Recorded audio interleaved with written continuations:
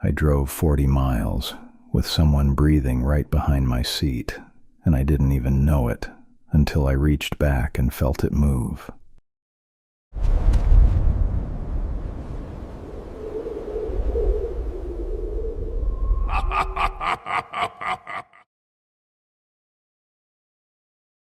It's been about 4 years since that night outside of Rawlins, Wyoming, and honestly, I still haven't found a way to totally move past it. My name's Elias, and back then, I was pulling long-haul reefers across the I-80.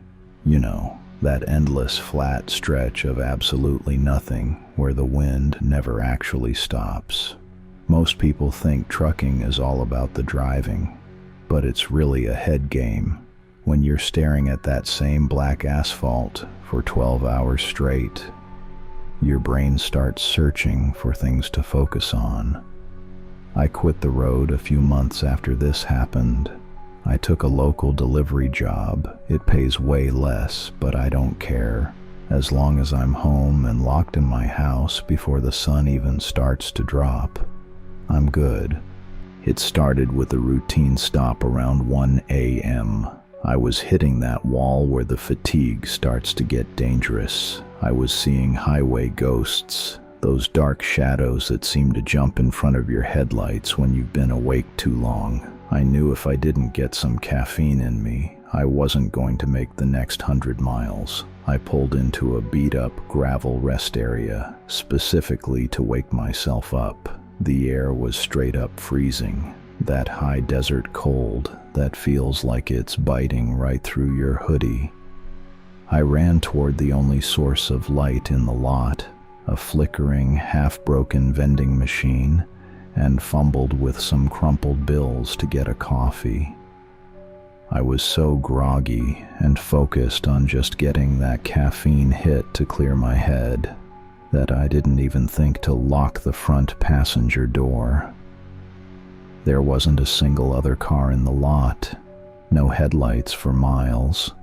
I hopped back in, took a long pull of the bitter coffee, and pushed the rig back onto the highway, finally feeling a bit more alert.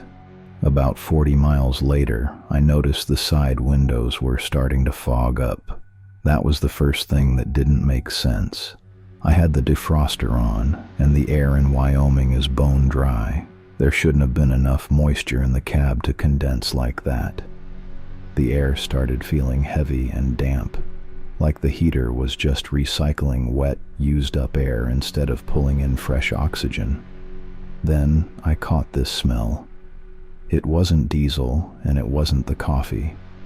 It was this sour, damp smell, like wet clothes or old upholstery that hadn't been dried properly. I kept telling myself, "Elias, you're just tired. The truck is old. You're just smelling the engine." I was still in that annoyed headspace, just trying to keep my eyes on the road, when I felt a sharp draft of freezing air hitting my right shoulder. I figured a seal had finally blown on the back window of the sleeper berth. Without even thinking, just pure habit, I reached back with my right hand to pull the curtain tight and stop the draft. My hand hit the fabric, and I went to give it a tug, but it didn't move. It felt firm. I figured my duffel bag had fallen against the curtain when I hit a bump. I pushed a little harder, trying to shove the bag back so the curtain would hang straight. And that's when the bag pushed back. It was a solid, resisting mass. It didn't squish like a bag of clothes. It was firm and tensed up.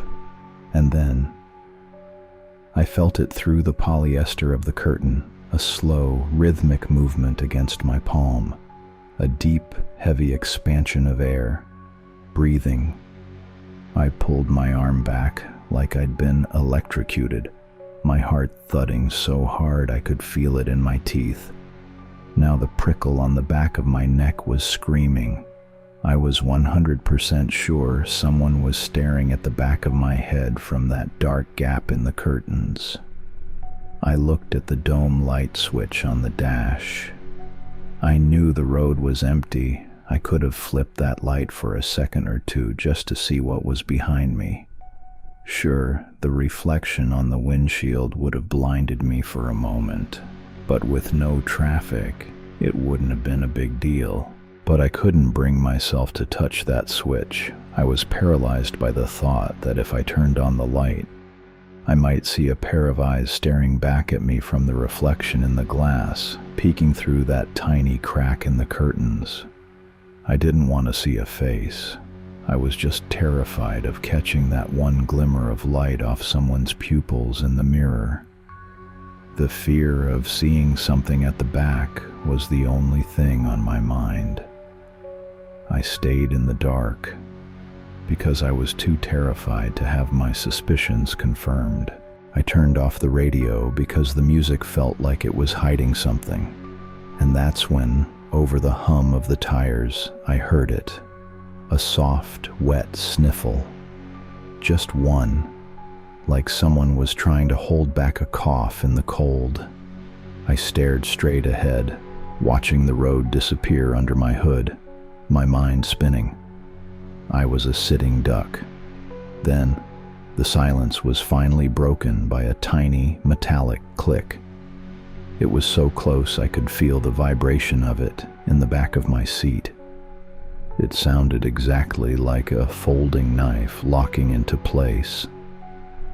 I didn't turn around. I didn't speak. I just gripped the wheel until my knuckles were white and drove.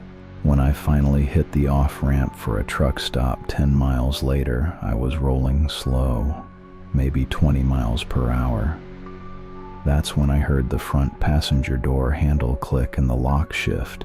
My blood ran cold as the realization hit me. While I had been staring at the road, paralyzed by the fear of what was in the back, that thing had silently slipped through the curtains. It wasn't behind me anymore. It had been sitting in the dark of the passenger seat right next to me for God knows how long. I felt the rush of cold air as the door swung open just enough for someone to slip out. I heard the thump of feet hitting the gravel shoulder, and then the door slammed shut. I didn't look. I didn't stop. I floored it until I was under the brightest floodlights of the station.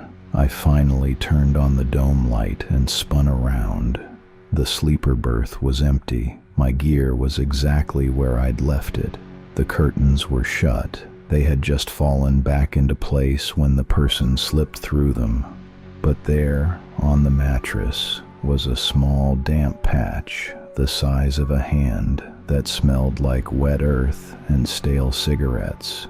I sat there for a while, just staring at that spot. I didn't call the police. I didn't tell a soul. I mean, what was I going to say? That I got spooked by a smell and a sniffle? In this business, you tell a story like that, and the company doesn't send help. They send a drug test and a pink slip. To the rest of the world, I was just another tired driver losing his mind on a long shift. So I kept my mouth shut.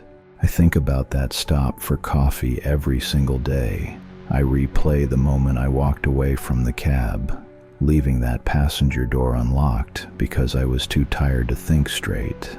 I wonder if someone was watching me from the shadows of that vending machine the whole time, waiting for the exact second I turned my back to slip into the dark of the sleeper.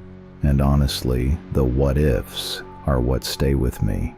We were in the middle of a dead zone on that highway. No lights, just miles of empty desert. If that thing had decided to lean through those curtains while I was doing 65, I wouldn't have stood a chance. I'd be gone, and no one would even know where to start looking. Sometimes I feel like I didn't just survive a hitchhiker. I feel like I caught a glimpse of how easy it is for a life to just vanish. I check my back seat every time I get in my car now, not because I'm looking for someone, but because I'm terrified of the moment I might actually find it, or whatever it was.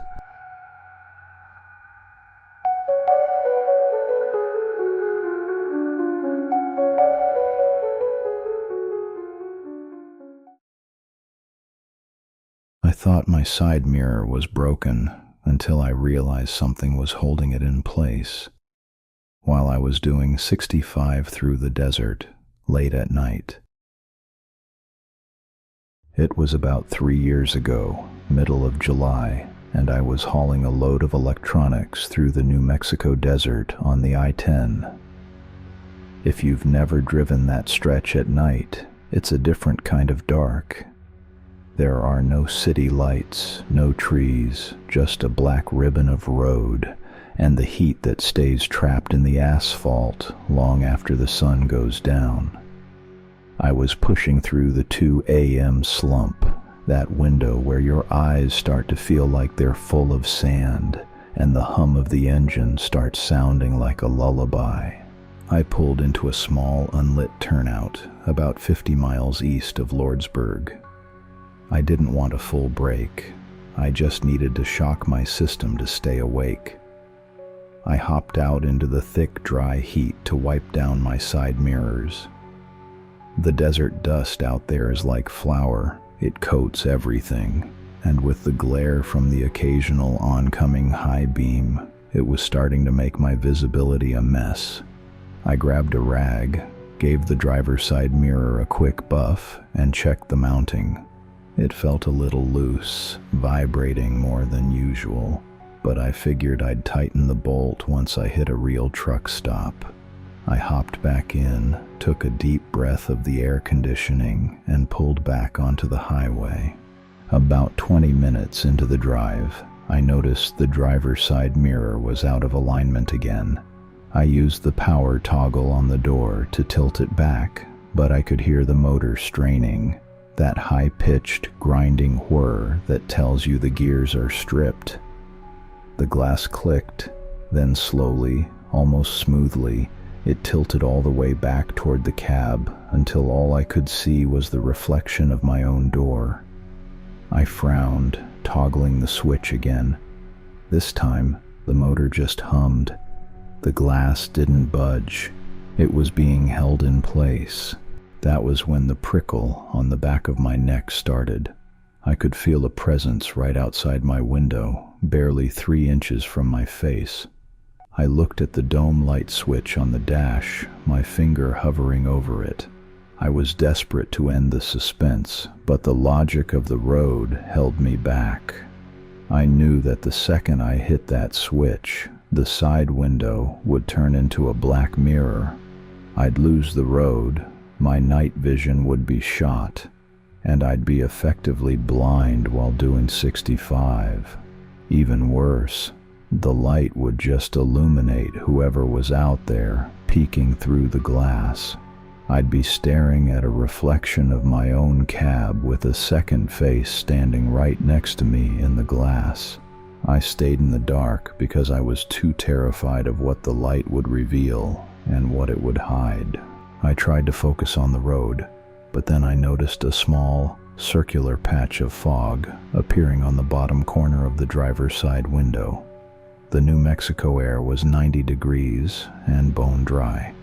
There was no reason for condensation, but there it was, a rhythmic, pulsing mist on the glass right near the weather stripping, breathing. Something was standing on the narrow metal step outside my door, clinging to the handle and breathing against the seal. The silence of the cab felt like it was crushing me. I turned the radio down to a whisper, and then I heard it. A soft, rhythmic tapping. Tap, tap, tap. It wasn't the sound of a mechanical failure. It was the sound of fingernails, or maybe a ring, lightly rapping against the glass right at my shoulder level. It was steady, patient, like someone waiting for me to acknowledge them. Then came the click. It was the sound of the exterior door handle being pulled. I felt the door frame shudder as something put its weight into it, testing the lock. I thanked God I'd hit the auto lock when I'd pulled out of the turnout. I gripped the wheel until my hands cramped, staring straight ahead at the white lines, refusing to look left. I knew if I looked and I caught a glimpse of eyes pressed against that glass in the dark, I'd lose control of the truck. I didn't slow down. I buried my foot in the grease, praying for a way station or a rest area, anywhere with high-intensity floodlights. 10 minutes felt like 10 hours. When the bright white LEDs of a way station finally appeared on the horizon, the tapping stopped. I felt the truck give a slight lurch to the left, a subtle release of weight from the side step. I didn't stop until I was right under the lights, next to 2 other rigs. I finally flipped the dome light on, my heart hammering. I checked the mirror. It was tilted all the way back, staring at the side of my own cab. I climbed out, my legs shaking, and checked the door. There, on the dusty chrome handle, were 4 clear streaks where the grime had been wiped away by a hand. And on the window, right where I'd seen the fog, was a faint, greasy smudge from a forehead pressed against the glass. I never told the guys at the terminal. I didn't report it to the police. I mean, what would I even say? Someone hitched a ride on my step for 10 miles? In this business, they'd just think I was a liability, so I kept it to myself. But I'm not the same anymore, especially during those late-night drives. I feel like a part of my mind never left that stretch of I-10. Now, whenever I'm driving at night and I see a side mirror start to vibrate or slip out of alignment, my heart skips a beat. I think twice before I even touch the toggle switch, because the real what if is what haunts me. When that motor first started grinding, my first instinct was to roll down the window just an inch so I could reach out and pull the glass back into place by hand. In an old rig, it's a reflex.